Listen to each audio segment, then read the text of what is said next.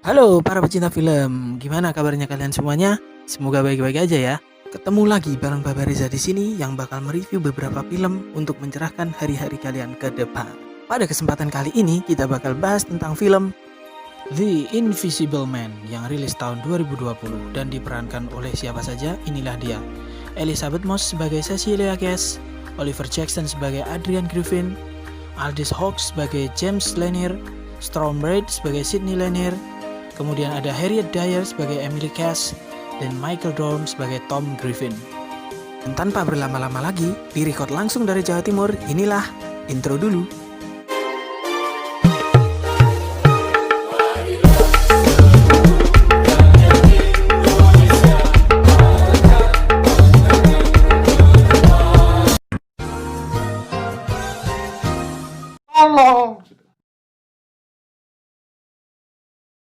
Di awal cerita kita diperlihatkan dengan adanya rumah mewah yang berdiri di pinggir tebing gitu loh. Orang kaya aneh-aneh bikin rumah di pinggir tebing. Kemudian waktu masih menunjukkan pagi jam segini ya. Kalau di rumah saya ini hampir imsak. Dan si Cecilia bangun dari tempat tidurnya. Kalau kalian kira dia bakal bangun sahur, kalian salah, soalnya dia bakal nyari obat tidur yang tadi malam udah dipersiapin buat si Adrian. Ternyata setelah dicek, Adrian memang minum obat tidur. Jadi ya, dia lagi molor tuh kayak kebu, kagak bisa bangun. Dengan segera Cecilia masuk ke ruang ganti untuk mengambil pakaian serta barang-barang penting yang akan dia bawa pergi. Tidak lupa dia juga masuk ke ruang CCTV untuk mematikan seluruh kamera agar kepergiannya tidak diketahui oleh Adrian. Waktu mau pergi dari ruang CCTV, dia ngeliat ada alat aneh di ruangan tersebut. Tapi waktunya akan mepet, jadi dia bodo amat lah, mending gua lari. Dan waktu dicek lagi, ternyata si Adrian tetap masih molor. Waktu si Cecilia mau keluar dari rumah tersebut, ternyata si anjingnya ngikutin dari belakang. Bukannya malah lari, tapi dia malah ngelepasin kalung anjing. Kalung anjingnya lepas, pantatnya si anjing nabrak mobil. Jadi dah tuh alarmnya bunyi, padahal pasti dia ngomong di hati, anjing, dasar anjing. Alarm berbunyi, dengan langkah 1000 dia langsung lari dan lompat dari pagar.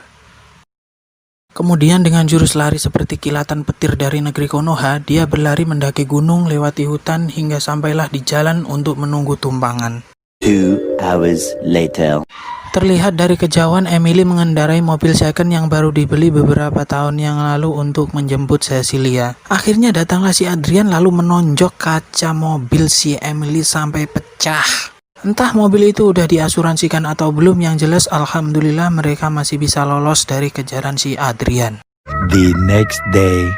Cecil masih kelihatan parno di dekat jendela, tapi James datang dan memberikan semangat. Akhirnya Cecil mencoba keluar rumah untuk mengambil surat, tapi ketika ada orang yang lewat, dia berasa parno lagi dan ngacir ke dalam rumah. Dasar cewek selalu insecure. Saat dia sedang googling di Yahoo masalah paranoid, tiba-tiba ada yang datang mengetuk pintu. Ternyata itu adalah Emily, adiknya sendiri. Emily yang ingin datang bersilaturahmi kepada Cecil tidak disambut baik, walaupun sebenarnya dia ingin memberitahukan bahwa Adrian telah mati bunuh diri. Setelah Emily menenangkan Cecilia, akhirnya Cecilia berani ngomong yang jujur kepada Emily dan James tentang perlakuan Adrian yang kasar terhadap Cecilia. Tapi KDRT bukan sih? Kan mereka kan nggak nikah ya? Ini KDRT dalam kumpul kebo bagaimana? James dan Sydney di dapur sedang membicarakan tentang kuliah Sydney ke depan. Tiba-tiba Cecilia datang dengan membawa koran dan surat-surat dari luar. Ternyata ada sebuah surat untuk Cecilia dari pengacara Adrian. Padahal nggak ada orang yang tahu Cecilia tinggal di situ. Ternyata Cecilia mendapatkan warisan dari Adrian berupa rumah, bebas pajak penghasilan, dan uang 5 juta dolar yang akan diangsur selama 4 tahun ke depan dengan syarat tidak terlibat dalam tindakan kriminal. Pada malam harinya, Cecilia memberikan kejutan kepada Sydney dengan membuatkannya akun bank pribadi untuk biaya kuliahnya ke depan. Wow, amazing. Hal aneh terjadi ketika api kompor yang dinyalakan Cecilia tiba-tiba membesar dengan sendirinya. Wow, hampir kebakaran. Keanehan mulai berlanjut di malam hari, seperti pintu terbuka sendiri, dilihat keluar nggak ada orang, sampai waktu tidur selimut ditarik, dan ada seperti kilatan cahaya foto. Cecilia yang bangun cuma plongak-plongok dan ngambil selimut, tiba-tiba waktu selimut ditarik, kok nggak bisa ya? Kayak ada yang nginjek tapi kagak kelihatan gitu. Terlihat ada langkah yang mendekat, lalu Cecilia berteriak dan bangunlah semua orang sekampung. Datanglah pagi saat Cecilia mau interview kerja di sebuah perusahaan jasa gambar rumah mungkin ya kan. Terus bosnya nanya, mana contoh gambarmu? Ternyata waktu tasnya dibuka, tidak ada, kosong seperti hatimu. Tiba-tiba dia jatuh dan tidur di lantai. Kemudian bangun-bangun sudah di rumah sakit. Waktu mandi, tidak sengaja Cecilia melihat obat tidur yang pernah diberikan kepada Adrian dulu. Cecilia datang ke kantor pengacara Adrian untuk menyuruhnya ngomong ke Adrian, jangan menguntitku lagi. Tapi si Tom memberikan foto bahwa Adrian sudah meninggal bunuh diri. Cecilia kemudian datang ke rumah Emily mau menceritakan semuanya, tetapi si Emily di sini marah-marah sama Cecilia karena Emily dikirimi email sama Cecilia yang katanya dia itu beban dan selalu ngerecokin si Cecilia. Waktu si Cecilia nangis di rumah, Sydney coba menghibur Cecilia, tetapi tiba-tiba ada yang mukul Sydney sampai terpental ke tembok dan semuanya kaget, dikiranya si Cecilia yang mukul Sydney. James yang tahu anaknya kesakitan kemudian marah-marah sama Cecilia, kemudian mereka meninggalkan Cecilia dari rumah tersebut. Entah apa yang merasuki si Cecilia, tapi dia cerdas banget, dia ngambil telepon, kemudian dia coba nelpon HP-nya si Adrian dan ternyata nyambung. Suaranya itu kedengar dari atas loteng, kemudian dia langsung naik ke atas. Dan beneran aja waktu di atas dia nemu HP-nya si Adrian dengan fotonya yang lagi tidur, kemudian sama kerjaannya yang mau diserahkan waktu interview kemarin. Ketika dia mendengar ada langkah yang ingin naik ke loteng, kemudian dia langsung ambil cat dan menyiramkan ke sosok tersebut dan kaget. Waktu dia melihat bekas cat di mana-mana, tiba-tiba dia tercekik, diangkat, lalu kemudian dibanting ke tembok. Nggak cukup di situ aja, dia juga dibanting sampai membentur meja. Setelah bergelut dengan sosok yang tidak terlihat ini, Cecilia akhirnya bisa keluar rumah dan pesan taksi online untuk pergi ke rumahnya yang ada di pinggir tebing. Setelah Cecilia masuk ke rumah tersebut, kemudian dia langsung ke ruangan CCTV dan masuk ke tempat alat yang membuatnya tercengang kemarin. Ternyata itu adalah tempat menyimpan baju tembus pandang. Wow, bisa buat nonton orang bugil. Cecilia lalu mengambil baju yang dipenuhi dengan kamera tersebut untuk disembunyikan di sebuah ruangan. Tiba-tiba tempat Cecilia bersembunyi pintunya terbuka sendiri tanpa ada siapapun. Kemudian dia terobos tapi jatuh, kemudian dia lari keluar memanggil taksi online tersebut sambil menelpon untuk bertemu dengan si Emily. Di warung remang-remang ini akhirnya si Emily yang udah gedek sama Cecilia mau bertemu lagi. Dan si Cecilia ngomong kalau cuma Emily orang yang bisa dipercaya, yang berasa buat dia aman selalu. Tiba-tiba ada pisau terbang yang langsung menggorok leher Emily sampai tersungkur dan pisaunya itu langsung ketangkep di tangannya Cecil. Otomatis orang-orang di warung tersebut semuanya teriak-teriak dan si Cecil cuma bisa nangis ngelihat adiknya si Emily itu meninggal. Cecil langsung ditangkap dan dibawa ke rumah sakit jiwa sambil teriak-teriak di jalan, terus teriak-teriak sampai disuntik, akhirnya dia diem bisa pelor, nempel dikit molor. Paginya di rumah sakit jiwa si James datang bareng temennya untuk menginterogasi Cecil tentang pembunuhan adiknya si Emily tersebut. Tapi si Cecil nggak ngaku kalau dia membunuh adiknya tersebut. Setelah sampai di kamar, akhirnya ada perawat yang masuk dan ngomong kalau Cecil ini ternyata hamil muda. Mendengar pernyataan tersebut, si Cecil cuma bisa plongok. Keesokan harinya, pengacara Adrian datang untuk mengunjungi Cecilia dan menyatakan bahwa warisan dari Adrian akan dibatalkan karena Cecilia terlibat dalam kasus kriminal.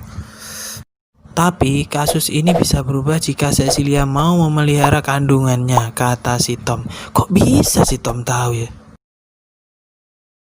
Cecilia mengambil ballpoint milik Tom secara diam-diam sementara Tom sedang mengambil kertas-kertas pernyataan yang ditolak oleh Cecilia tadi. Setelah Cecilia dicek oleh perawat, akhirnya dia mengambil ballpointnya tadi untuk memancing kehadiran makhluk tidak terlihat ini dengan cara menusuk nadinya. Dan benar saja sosok itu langsung memegang salah satu tangan Cecilia, tetapi Cecilia dengan cekatan langsung menusuk-nusuk dengan ballpoint itu sampai bajunya rusak hingga sedikit kelihatan sosok tersebut. Setelah Cecilia terpental, ada penjaga yang datang karena mendengar suara yang berisik-berisik terus ngomong, "Kamu lagi ngapain? Cepetan bubuk sana." Dan tiba-tiba dia melihat sosok aneh tersebut, mau disetrum, malah dia kesetrum sendiri, goblok. Waktu si Cecilia keluar kamar buat ngejar sosok tidak terlihat tersebut, tapi malah penjaga-penjaga yang ada di situ ngira Cecilia bakalan kabur. Akhirnya Cecilia ditangkap dan diseret lagi. Dengan kondisi kostum yang sedikit rusak, makhluk tersebut akhirnya memukul petugas, lalu menembak petugas dan akhirnya pergi dikejar Cecilia.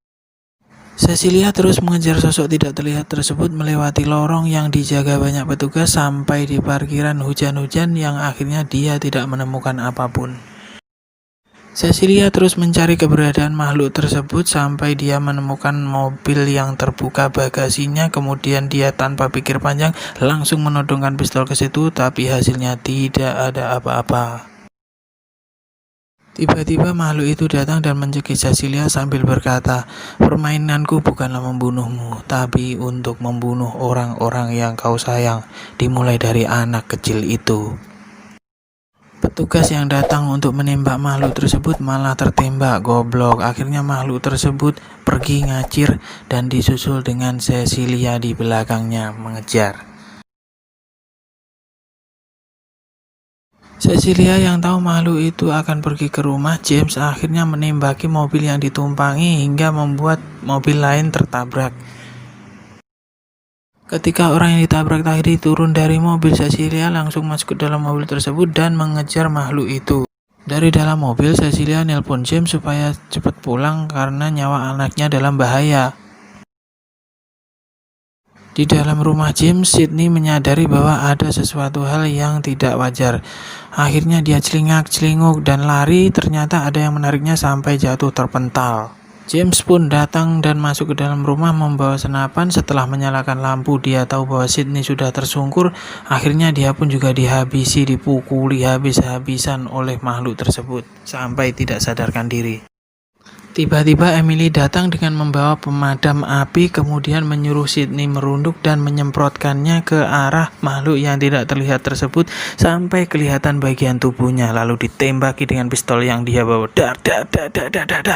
Setelah makhluk itu mati, akhirnya Cecilia mendekat dan membuka topengnya. Ternyata makhluk itu adalah Tom, adik dari Adrian dan juga sekaligus pengacaranya. Hari itu juga pasukan khusus dari kepolisian menggerebek rumah Adrian, tetapi anehnya Adrian ditemukan di bunker bawah tanah dengan kondisi yang bonyok dan juga tangan terikat. Saat Cecilia mau tidur bersama Sydney, dia kepikiran buat nelpon Adrian yang tadi ditemukan sama polisi. Malam itu juga Cecilia kembali ke rumah Adrian dan disambut dengan senyuman yang lebar, kemudian mereka lanjut dinner. James yang mengintai dari dalam mobil dengan penyadap suara mendengarkan pembicaraan Cecil dengan Adrian, sementara Adrian tidak mengakui perbuatannya kepada Cecil. Dan tiba-tiba pisau makan yang dipegang Adrian bergerak menggorok leher Adrian sendiri dan bercucuran darah. Akhirnya Adrian tersungkur di lantai. Cecilia yang datang langsung menelpon ambulan dan James yang mendengar itu semua langsung berlari ke dalam rumah. Tetapi tiba-tiba si Cecil tersenyum kecut di depan mayatnya si Adrian dan langsung berjalan keluar dengan anjingnya yang tadi, dasar anjing. Setelah James tahu apa yang dibawa Cecilia dalam tasnya, James mengerti bahwa kedatangan Cecilia ke rumah ini adalah untuk membalaskan dendam kepada Adrian. Dan akhirnya film pun berakhir. Ya, para movie mania, itulah tadi sinopsis dari The Invisible Man. Semoga kalian bisa mendapat hidayah ilahi dan pesan moral agar kalian tetap terjaga kewarasannya di akhir zaman ini. Jangan lupa subscribe, like, share, dan komen di kolom komentar buat ngasih kritik dan saran sinopsis film apa yang kalian mau saya bahas. Saya Babarisa pamit dulu, mau ngasih makan ayam peliharaan saya. Sampai ketemu di sinopsis film selanjutnya. Jangan lupa jaga kebersihan.